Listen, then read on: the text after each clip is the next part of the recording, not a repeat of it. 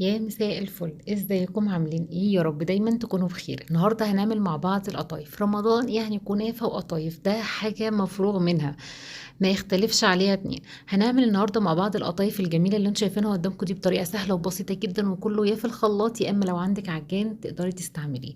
بس انا شايفه ان الخلاط افضل بكتير من العجان. زي ما انتم شايفين كده انا حشيتها مكسرات، بس بصراحة شكلها تحفة جدا وطعمها كان تحفة جدا. اتمنى تجربوها بطريقتي.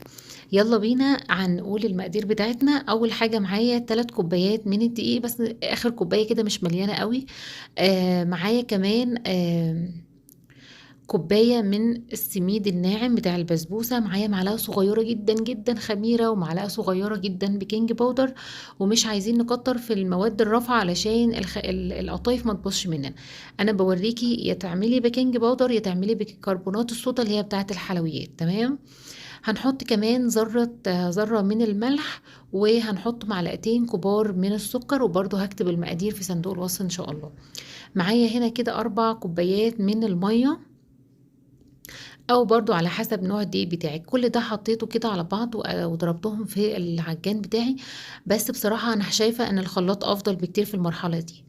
هنا كده قلبت بقى بعد ما ضربتها في العجان، هنقلبها بالمضرب اليدوي بتاعنا ده، واغطيها حوالي 10 دقايق بالظبط، مش هزود عليها اكتر من كده.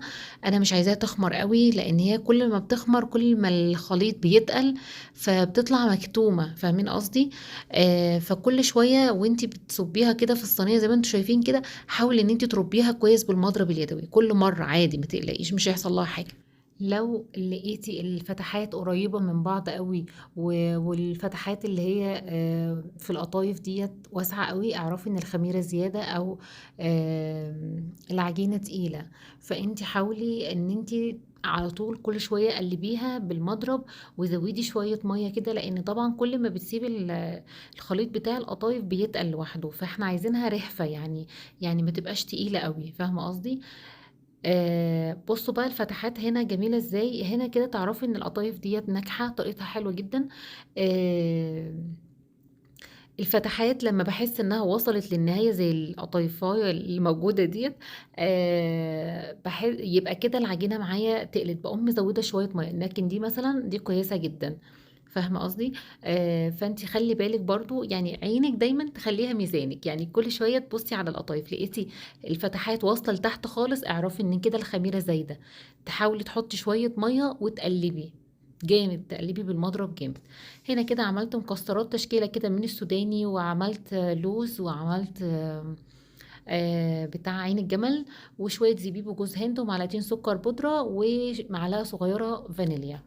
قلبت ده كله على بعضه. طبعا الفانيليا مهمة عشان بتخلي القطايف طعمها حلو كده وريحتها جميلة.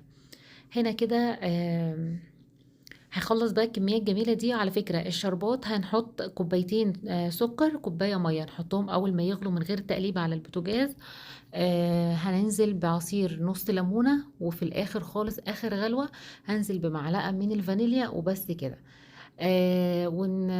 وتحاولي ان انتي ما تقلبيهاش خالص علشان ما يسكرش منك. شربات القطايف بيبقى تقيل، مش بيكون خفيف خالص. تمام. بس كده خلاص. انا بقى هفرزن الكمية دي كلها. انا لما فرزنتها يا بنات حطيتها في اطباق فل كده، وغطيتها بالاسترتش راب، وقفلت عليها كويس جدا عشان ما يدخلهاش هوا ولا حاجة. بصراحة طلعت كأنها لسه معمولة حالا.